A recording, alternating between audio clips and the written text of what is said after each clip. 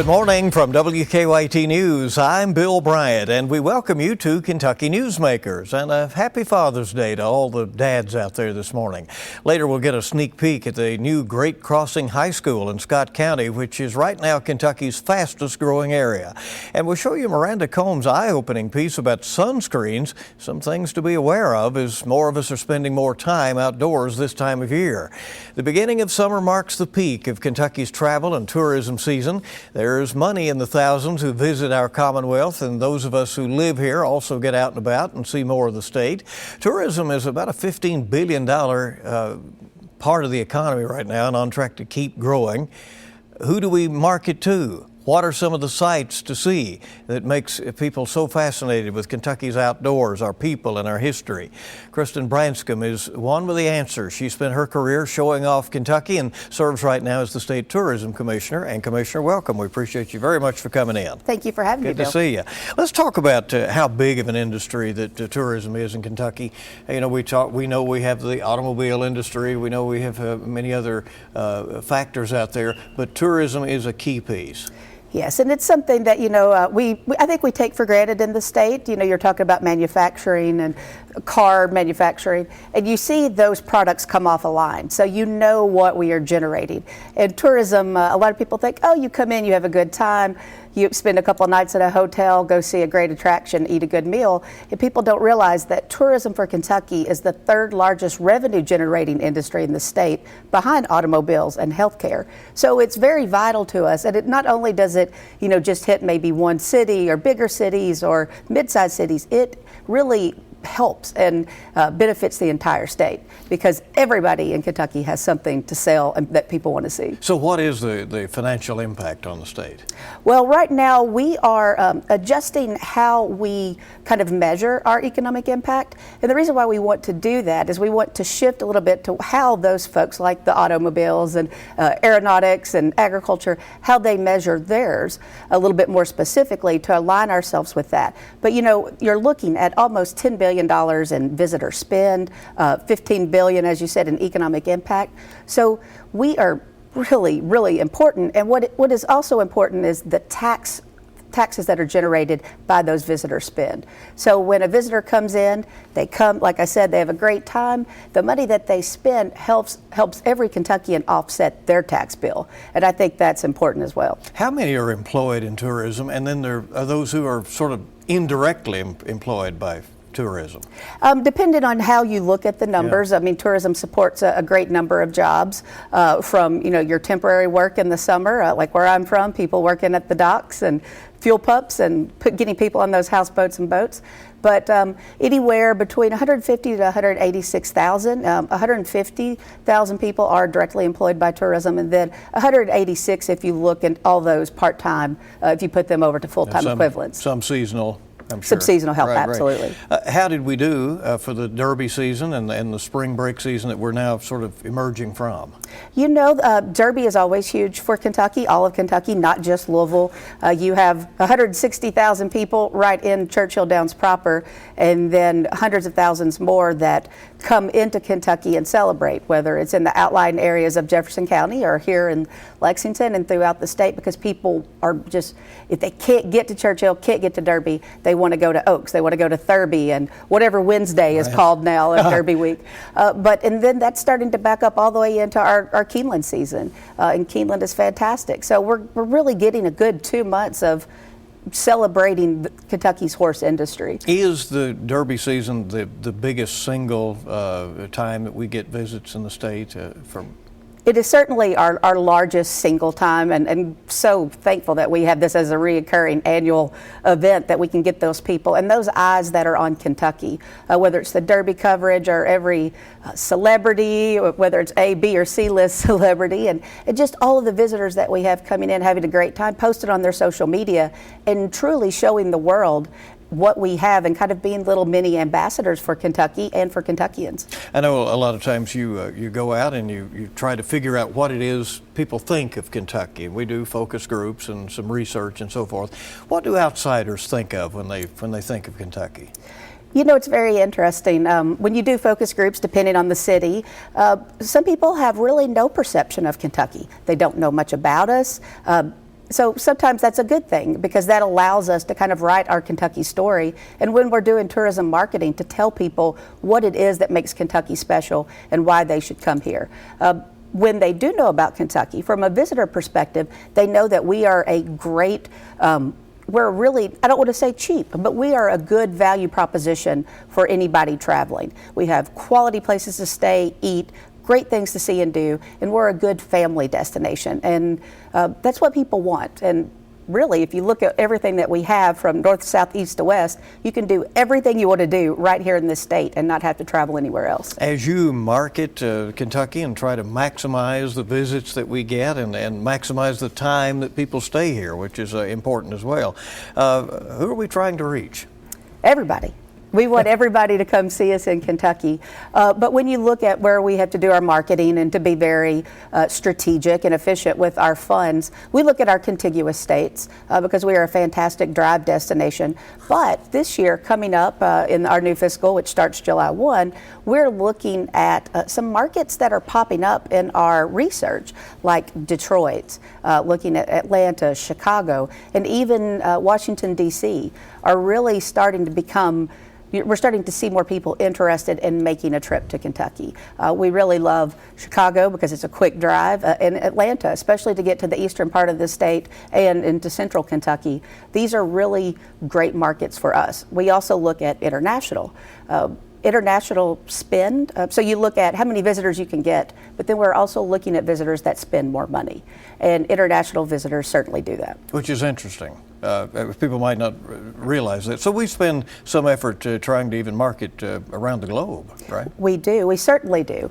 And where we are with Kentucky, which I think is really our great benefit at the moment, and where we're trying to seize on this opportunity while we can, you know, in Europe, for instance, Western Europe, you know, there's so many bank holidays. They basically get, 30 days to travel. Australians get 31 days to travel. And everybody really outside of the U.S. is really encouraged to travel and get out.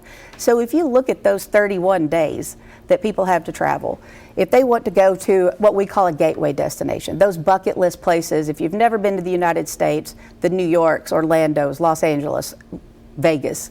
But now we are seeing a generation of travelers, especially from Western Europe, although we market all over the world, but they have already been to those destinations. And now they want to get to real America. And I firmly believe that if you want to have a true American experience and really see what America is all about, real America, then you come to Kentucky. I mean, the authenticity is part of what is very intriguing to people, isn't it? Oh, certainly. I mean, and I think even international visitors, but also domestic and even here in state, we're getting back to craftsmanship and makers, and Kentuckians are certainly makers of things, whether it's makers of great bourbon, makers of Derby-winning thoroughbred horses, arts, crafts, bluegrass music. We really have never gotten away from what we do best, and that is creating fine product, no matter what that may be. You have a theme going, come sit at the Kentucky table. Kentucky food as well is famous around the world, right? Yes. Kentucky Fried Chicken certainly has helped people think about Kentucky as food. But that kind of, especially in the international market, that opens the door for Kentucky so that we can show them that we're more than just fried chicken, although we do love our fried chicken. And the story that goes along with our food, why we have great soup, beans, and cornbread in eastern Kentucky, the fish that we have that you can get, really that day, hop on the water and catch a crappie or a bass and, fillet that up and eat it that night. So we really want to connect people with, again, what we make and do best. In our agricultural segment in this state, it's fantastic. So let's talk about these overnight stays, which are important because if they stay longer, they spend more when visitors come here. Where is the movement in the overnight stays? We hear of so many people now coming to camp at the Red River Gorge or somewhere like that. More and more people, it seems, are going to Airbnbs, and that seems to be a growing segment. It's certainly a growing segment, and people are wanting. Again, you see these are obviously very generic statements about certain generationals and certain types of travelers. But, millennials especially, they want different experiences. They kind of want their own space. So we're looking at a lot of Airbnb. But, Airbnb and some of the other shared lodging economies like VRBO and HomeAway that we have throughout the state, they're giving some of our more rural communities the ability to keep visitors overnight. Whereas, if you're kind of out in some of our more rural areas, you had to travel maybe an hour or 30 minutes to get to some lodging. And so those communities were losing those overnight visitors who were going to wake up the next day, not only spend that money in their community for that room, but get up and maybe have breakfast and stay a little longer. So really it's just broadening everybody's opportunities to capture visitors. Well, Commissioner, let's talk about those small areas, though. They have come on in the last 10 years or so, and it's probably not lost on anybody that the availability of adult beverages in some of those areas has caused microbreweries to pop up and restaurants that they didn't have before and that kind of thing. Somerset microbrewery now, Pikeville, with large operations. That has been a game changer, hasn't it? It is, and again, going back to what people want, what people crave, they want to get out and really experience small towns and get to know people and walk down sidewalks and, people speak to you and say hello and good morning. And again, things that we take for granted that a lot of people around the world don't get, that pleasant hi and good morning and how are you, and that hospitality. And I always say there's hospitality, which we're in, the tourism industry. There's Southern hospitality, which we certainly have, but nobody will ever match Kentucky hospitality, and that's certainly very special. And our small communities are really starting to see that tourism can not only benefit them by that direct spend and getting visitors in, but when they come and spend that money, then local communities are able to say, hey, maybe I might open a restaurant, or I should open a new shop downtown, and let's bring back Main Street and have something for the visitors, but it's also great for everybody in our communities. How much of a draw are local special events like festivals and county fairs and the contests that are held? We have races in many of these communities as well, that kind of thing. We have, if you want to come to a festival, I think any day of the week, somewhere in Kentucky, there's a fantastic festival going on. And I was just looking, we have over 101 that I just did a quick count on music festivals in the state each year, just music festivals. So that gets people out. And again, not only good for our local communities or people coming across county lines and coming to the county fair, or, you said the state fair, but these festivals are also kind of emblematic of those communities. They're a source of pride. The Poke Salad Festival, and that is something that people in Eastern Kentucky know, especially down in Harlan County.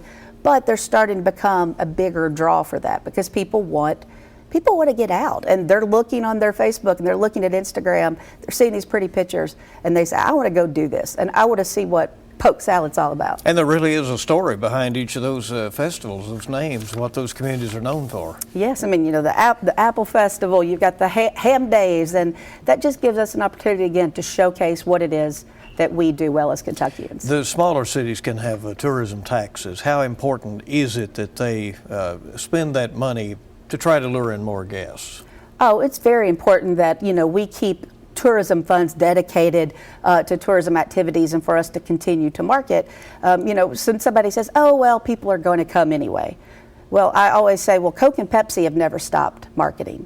And everybody, you could say, knows what about Coke and Pepsi. So if you're not out there, the next best thing will come along. And we need to realize that traveling is easy. We can get on your phone right now and hop a flight to Sydney, Australia. It's that easy, and anybody in the world pretty much now can get on that, and the access through technology is easy to travel. So we as Kentucky, we're not really just in competition for travelers with Tennessee or even Missouri or West Virginia. We're in competition with Paris, France, or London, England. That's how we have to think. And even our smaller communities, if they are not marketing their destination, that's less money and less people coming in, so it's harder for the state to market. And then if we're not telling our story, we're going to be left behind. Do you think there are people around the world who say, this beer cheese festival looks interesting, and, and I'm going to make my way, to Winchester, Kentucky for that? There are some things that, people, if that is their niche, I mean, they will travel. And I think what is great is, once we get, especially international visitors, once we get them to Kentucky and they're here, usually it's bourbon and horses. That's what they want to see and what they know Kentucky for. But if they're going to stay here at least a good 7 days, or we can get them longer, then they're going to go and they're going to say, what is that beer cheese festival all about? What is this about? And then that really hub and spoke approach really works for everybody in the state. And you encourage people to use social media to tell their story when they're here, right? I mean, absolutely. That's how so much of the word gets out these days. That's free marketing. Right? That is free marketing, and it is better to hear about a place from your friend because you're going to trust that person.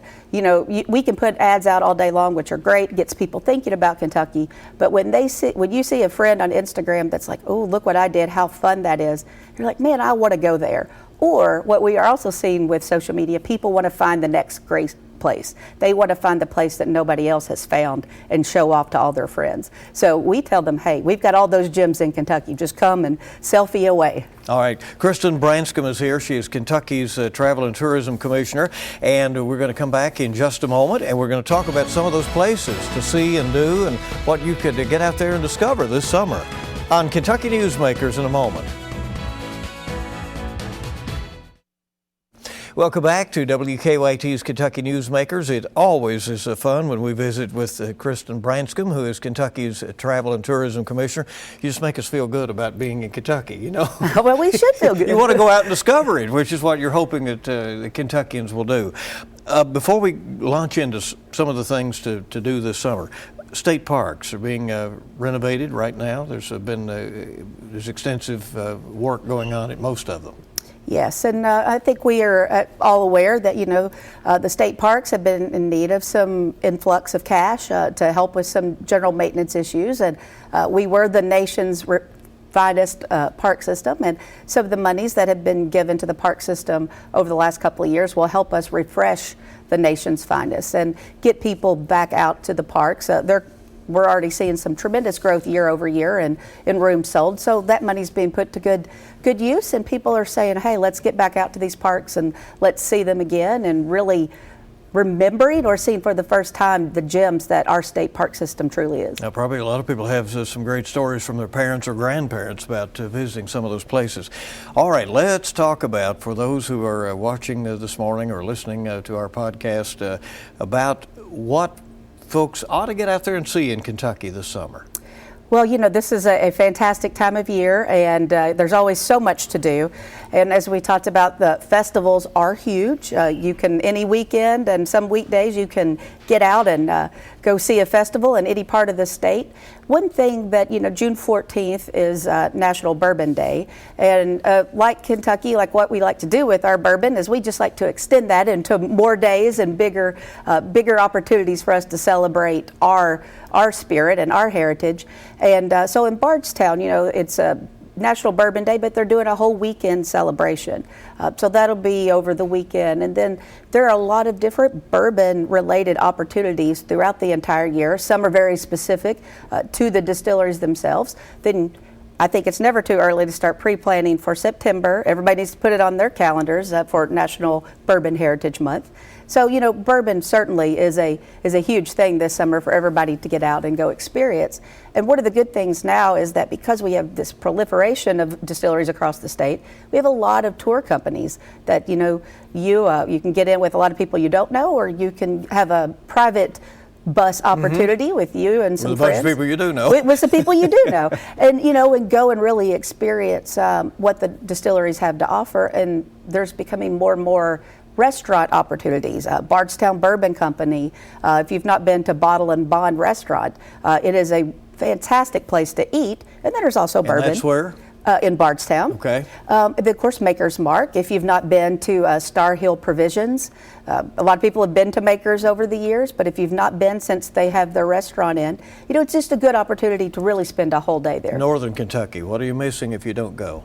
Northern Kentucky, man, it is a fantastic place. Now, again, if you're talking about bourbon, New Riff, it's a new distillery that's out, and everybody is just raving about it.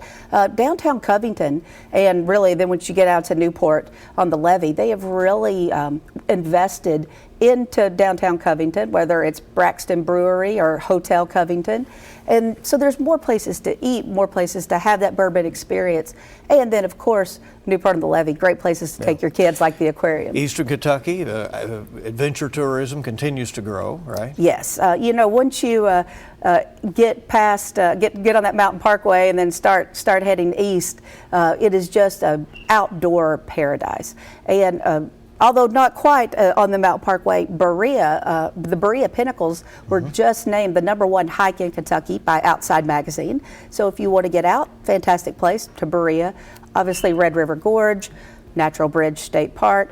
I think Natural Bridge is a fantastic place for anyone to go, because if you don't want to hike all the way up to the top, you take the Sky Bridge, you get to see all the views, you take your good pictures, and nobody knows the difference. Lake Cumberland, Cumberland Falls region, always busy. People just enjoy seeing the beauty and enjoying the recreation there. Yes, absolutely. And I think what a lot of people love about our lakes, and in specific Lake Cumberland, are all of the islands and inlets and little coves that you can go into. And so you're on this big lake, but it feels like you have your own little piece of paradise to yourself. And Cumberland Falls, I think no stop to southeastern Kentucky is really completed unless you go see Cumberland Falls. Let's zip out to western Kentucky real fast. A lot going on out there always. Always. And again, going back to the lakes, the lakes in western Kentucky are fantastic. And I know sometimes when we're in central Kentucky, it's easier just to go south real quick. But man, western Kentucky, whether it's Lake Barkley or Kentucky Lake, thousands and thousands of acres to go experience, whether you're boating, whether you're fishing. They have sailboats out on Kentucky Lake. And that's something that a lot of people don't expect to see. And what I love is that we have state parks there's 10 state parks with beaches. So if you want to go have a beach vacation, state parks. You make it all sound fun. It is all fun. Commissioner, thanks as always. All really right, thank you so much. Happy you'll stay with us here on Kentucky Newsmakers. We'll be back. We'll be looking at a new high school being built in central Kentucky, and also some things you should know about sunscreen. We'll be back.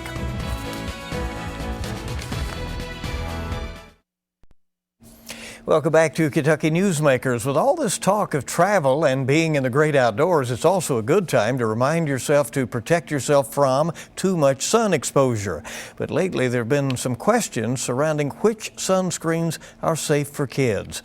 WKYT's Miranda Combs gets to the bottom of that, and it turns out the answer is pretty simple.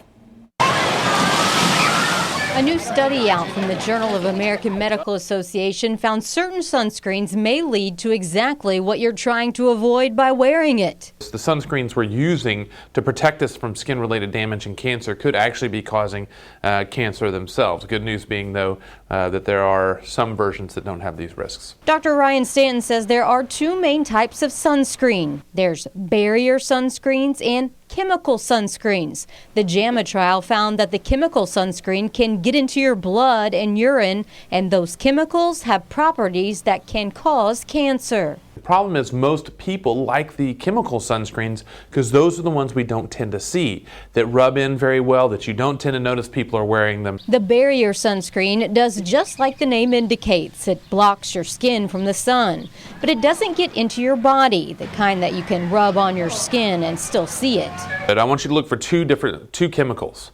Zinc oxide and titanium dioxide. Those are the two chemicals that are a barrier sunscreen, have been shown to have no absorption and no carcinogenic properties, meaning they're safe for human exposures. So zinc oxide and titanium dioxide are the two safe ones. Dr. Stanton says children and pregnant women should especially avoid the chemical sunscreens while further studies are done to see what the longer-term results will be.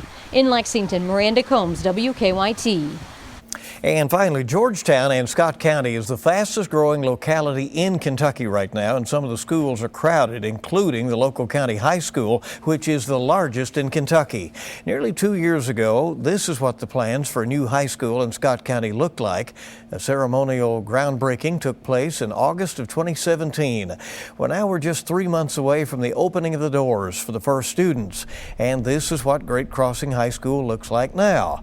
WKYT's Matthew Rand has a look at the final touches before the school will begin this fall. Well, I think everyone's very excited. It's been a monumental project. Construction workers are in the home stretch, racing to get the new Great Crossing High School finished by the start of the new school year. School starts August 21st, and I've got absolutely no concerns that we're going to be ready to start on time. So you'll enter in through the front doors right here. The school's principal, Joy Lesby, shows me around the new home of the Warhawks. So this will be our auditorium. It connects completely to the choir rooms and the band rooms here.